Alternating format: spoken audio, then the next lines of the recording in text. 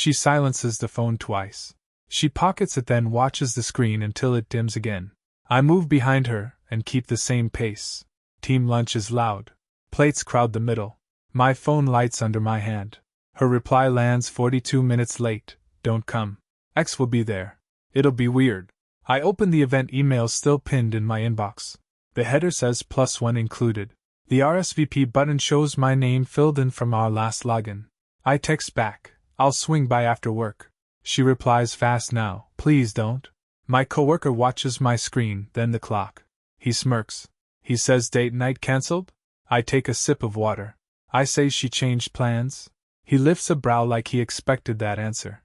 The table laughs at something else. I don't. I scroll the event page. Her headshot sits next to panelist. The sponsor copy says spouses welcome. Yesterday she forwarded me the same link with the see you there. Today she writes weird. The contradiction sits neat, like a folded napkin no one touches. I slide the phone face down. Quiet beat. I let it breathe for 10 seconds.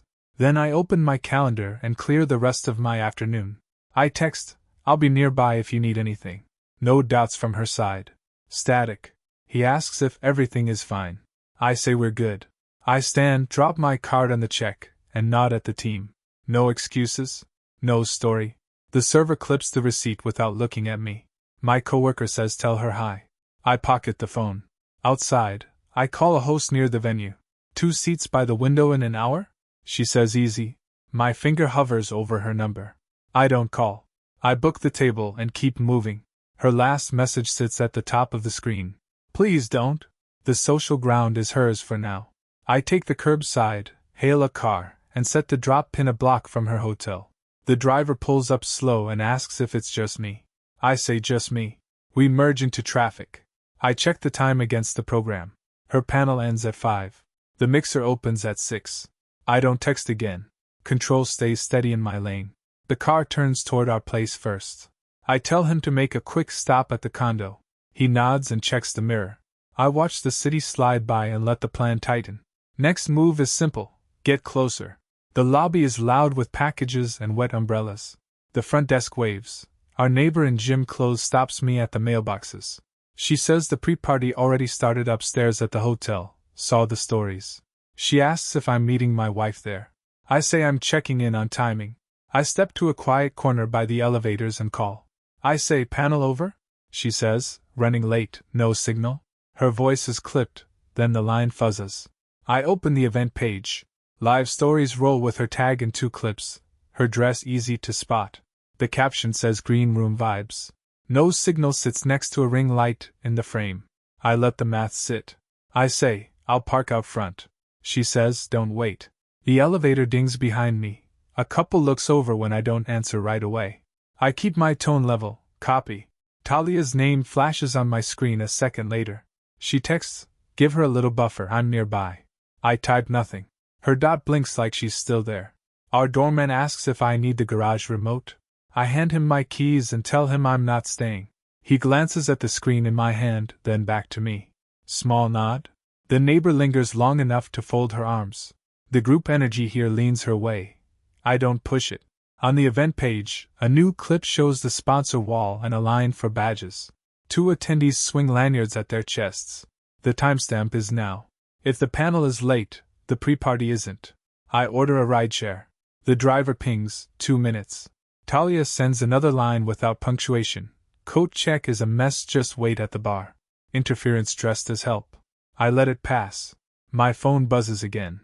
She says, seriously, don't wait. I say, not waiting. Different thing.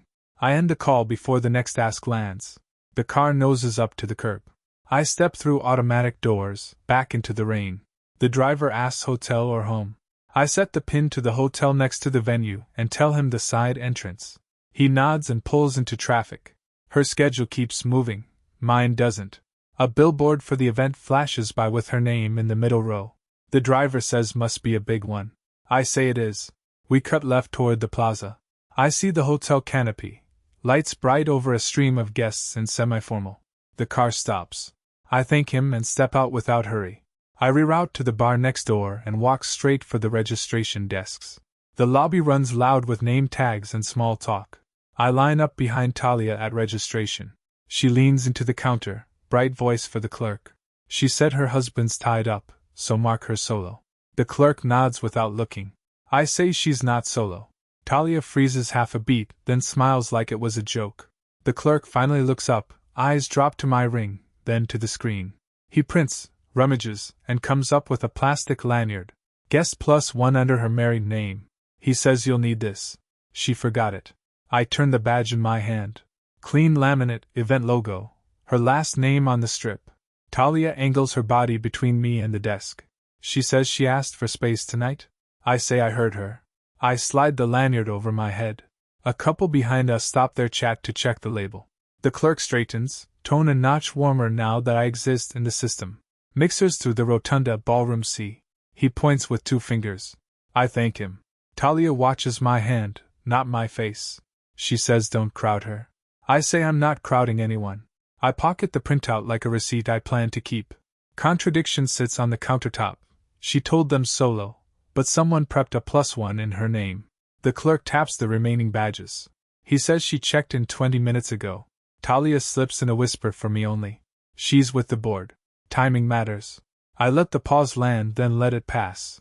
2 staffers brush by with tray stands. My lane opens. I step, and Talia steps too, trying to match pace. She says just be easy. I say I'm steady. I scan the lobby. Sponsors along the wall. Photo booth near the stairs. Through the ballroom doors, I catch the lift of her laugh. Sharp, then gone. The ex's profile flashes in the crowd, then turns. Talia reads my line of sight and shifts to block it with a half-turn and a grin for a passerby. I set the lanyard flat against my shirt, visible. The clerk calls after, enjoy the mixer. The people around us hear it. Talia adjusts her tone, low again. She says please don't make this a thing. I say I'm not the one editing guests. That lands. The power moves a notch. I nod once to end the exchange, then head straight for the mixer doors, no detour. The mixer hits with glass and name tags. I walk unsteady. The lanyard sits clean against my shirt. Staff clock it and wave me through. I scan past sponsor boards and high tables. She's under the uplights with the X on her right and 2 board members tight to her left. When she spots me, her laugh pops then cuts. She looks away before the second beat lands. Talia slides in from nowhere and takes my shoulder like a cousin. Her mouth smiles. Her eyes measure. She says just give her space tonight. I say I'm standing, not crowding. She shifts to block my line for half a second, then angles us toward the drinks. I take club soda. No rush. The lanyard edge catches the light. Talia leans close enough that only I hear it. She says you can stay and still not be a headline. I say then stop writing one. That trims her smile. She nods once, like she heard the limit. Across the room, my wife rolls her ring under her thumb. It's turned inward, stone hidden. She throws a joke to the board and they mirror it on cue. The X stands easy, too ready. A photographer swings past. She tilts her head his way, still not toward me. Group gravity runs through her. I'm the late arrival. She's the current. I set the glass down half full and move. No hurry, just a line straight to them. Talia ghosts with me for 3 steps, then peels to greet someone from her feed, loud enough to seem busy. Subtle help or cover. The contradiction sits. She wants it smooth, but she's choreographing. I stop at the corner of their circle and let the pause sit. She holds the air a second too long, then glances. She says you made it? I say you forgot something for me. I tap the badge.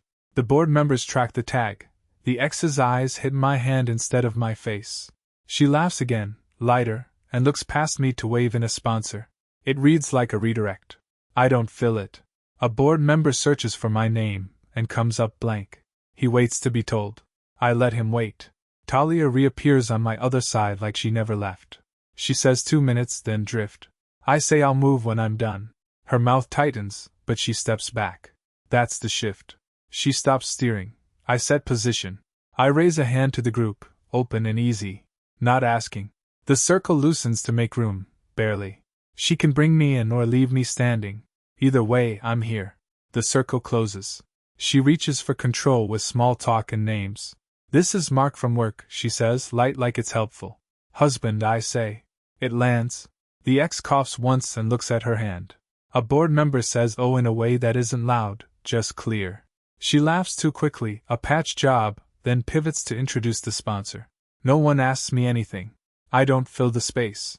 Talia slides in on my far side, shoulder to shoulder with a board member. She tells him she'll make sure the timing stays clean, then taps her phone and lifts 2 fingers at the host across the room. The host notices. That's a separate conversation moving without us. Friendly, but not neutral. I adjust the lanyard so the plastic plate sits square on my chest. Guest +1. Her married name in bold. The ex tracks it, then shifts his stance back half a step like he's reassessing where to stand. She tries to reframe. He helps on projects sometimes, she says, voice low. I leave it there. A pause opens. I let the pause keep its shape. The host climbs a step and calls for attention. Invite only after party, limited capacity, he says. Wristbands at the upstairs check-in. Several heads turn, including Talia's. She's already moving, light feet, quick nod to the host, a glance at a clipboard. She doesn't announce anything, just places herself where decisions collect. The ex leans toward my wife like he's confirming something off menu. She doesn't answer him. She takes one small step toward me instead, almost private in the middle of the group. You should head home, she says, soft, like a favor. I'll decide, I say. She looks at the lanyard before she looks at me. The plastic catches the bar light. It sits between us like a receipt someone forgot to pick up. A board member breaks the silence with logistics. Elevators this way. And the circle reforms around movement. Power evens out when people need to get somewhere. She lifts her chin to reclaim pace. The ex falls in at her shoulder. Talia is already near the host's stand upstairs in her mind, thumb still working her phone. I clock it, and keep my hands still. I don't chase. I set my stride. The group rolls toward the elevators. I go with them and let the next door do the sorting. Rope line at the after-party. Clipboards, scanners, a velvet barrier that makes grown-ups wait. Her circle lands behind me, all polished laughter and quick side looks. The coordinator scans a list, then glances at my chest. She says, she told me your +1 was released. Talia's elbow finds mine like it has a job. She says, let tonight breathe. I lift the lanyard so the plastic catches her tablet glow. Guest +1 under her married name. I say, I haven't released anything. The coordinator hesitates. Eyes flick to Talia's phone, then to my badge again. Scanner meets lanyard. One clean chirp. Green. A few heads tilt in that small hungry way. Behind me, my wife moves closer than she needs to. She tells the coordinator it's a list mix-up. The coordinator nods hard, grateful for a script. That's the contradiction. Mix-up with a confirmed beep. Talia keeps her voice low, like she's saving me from myself. She says, don't corner her. Just go easy inside. I let the pause sit. I say, I'm not cornering anyone. The ex hangs at my wife's shoulder, attention fixed on the credential hanging off my neck. He starts to ask about a sponsor level. He doesn't finish. The lanyard answers. I step forward and slip past the rope without looking back. Not fast, not slow. The coordinator lifts the velvet for me. She doesn't lift it for the others yet. That small favor knocks the balance. A board member clears his throat and pretends to check his watch. My wife straightens, smooths her jacket, reclaims posture. She says, we'll be right in. Inside is a different temperature. Lower light. Music trying not to be noticed. I take the near end of the bar, the one with a sight line to the entrance and the sponsor wall. The bartender puts a napkin down like he knows my order. I say, club soda with lime. I unclip the lanyard, turn it so the name faces out, and set it against the glass. Not a display. Just there. Through the mirror, I watch them come through in a pack that isn't sure what it is anymore. Talia's thumbs are quiet now. The X drifts wide. My wife scans the room, finds me, adjusts trajectory. I tip the bartender before the glass hits wet. I keep one hand on the bar, one free. I let them cross the floor to me. She reached my section of the bar with the X a half step behind and Talia tight on her flank. The sound around us thinned like people were saving breath. I turned the lanyard so her married name faced up and set it by the napkin. I kept my voice low. I say, I'm not covered tonight. She stayed close, closer than when she told me to give her space. She says, you're making it weird. I didn't move. I say, your guest list, your story? I won't stand in. A few faces tilted to us, then away, the way people look when the slide starts but they don't want credit for watching. The X eased back, hands in pockets. He looked at my ring, not my eyes. Talia's fingers touched my elbow, light, like a signal. She says, we can step outside. I let the touch sit, then turned just enough to lift it off. I say, we're not blocking anyone. She glanced at Talia like she needed a lane. Talia didn't give her one. That was new. Her phone screen lit in her other hand, the event story still rolling. She'd said no signal an hour ago. She killed the screen fast. The bartender drifted closer on his own timing. I slid a bill under the glass. He took it without a word. The lanyard stayed flat between us like a claim ticket neither of us wanted to read aloud. She tried again, softer, playing for the room without looking at it. She says, just let me handle this.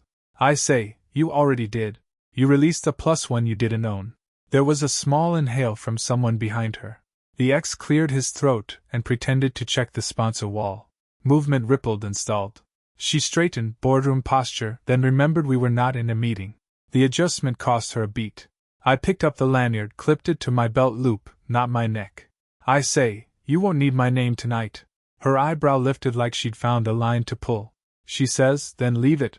I let the pause land. Not a refusal. Not a yes. Just a pause.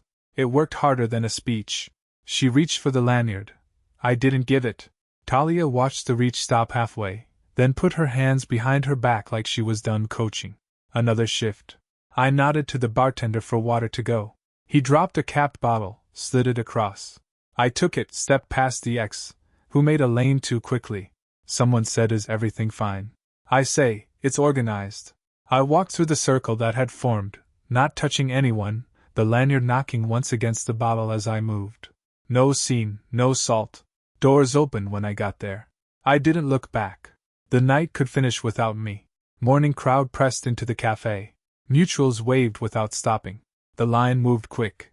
My phone stacked bubbles across the lock screen. She wrote, can I come home? Then, can we reset tonight? Then, my phone died after the panel. I took a table near the window. Screen face down. Steam curled off the cup. A teammate from the lunch paused at my elbow. He asked, you answering her? I say, not now. He nodded like he'd expected that, and drifted to the pickup shelf. Talia slid into the opposite chair without asking. She scanned the room, then me. She said she got spun up. I say, the schedule ran as posted. Talia's mouth softened. She said, do you want me to smooth it? I say, you already tried at check-in. She watched the street. No defense, no shrug. She said, copy? The interference went quiet. Phone buzzed again. She wrote, I kept your badge so no one would skin you in wrong. I took the lanyard from my jacket and set it flat on the table. Her married name faced up. The contradiction sat between the coffee rings. A board member from last night stepped through with a to-go order. He clocked the tag, then my face, then kept moving. Two mutuals looked like they wanted to ask for details. They didn't. Public stayed public. I picked up the lanyard and stood. The barista pointed at a metal tray by the napkins. I slid the badge into Lost and Found. The clip clicked against the box. The employee asked, name on it. I say, it's printed. She glanced down, read it, and nodded. Talia stayed at the table, hands folded. She said, she's texting me too. I say, then she has options. Talia looked at the open chair across from her. She didn't sit straighter or smaller. She just stayed. The interference stayed stopped. Phone buzzed again. She wrote, I'm outside. I turned the phone over, thumb do not disturb, and paid with my watch. The cashier handed the receipt without meeting my eye. Noise ran over us, a steady wash. A friend by the door lifted her brows at the empty seat. She asked, want me to sit with you till she comes in? I say, leave it open. I stepped past the window and didn't look at the street. The chair stayed there, clean and available. I let the door close and walked into the day.